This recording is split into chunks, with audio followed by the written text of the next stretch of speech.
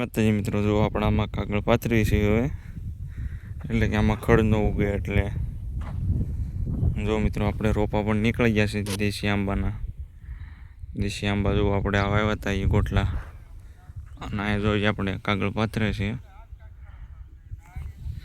જો આમાં આપણે બધે કાગળ પથરાઈ ગયો છે.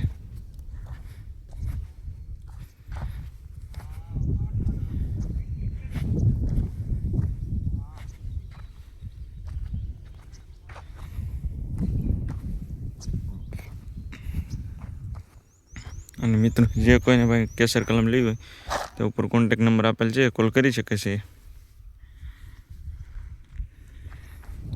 અહીંથી આપણે કાગળ બાકી છે, અહીંથી કાગળ પાથરે આવે, એટલે કે આવું ખડ ન ઉગે. આણપા બધી ખડ ઉગેલું છે. આમથી આ કાગળ પાથરવાથી ખડ બળી જાય આપણે.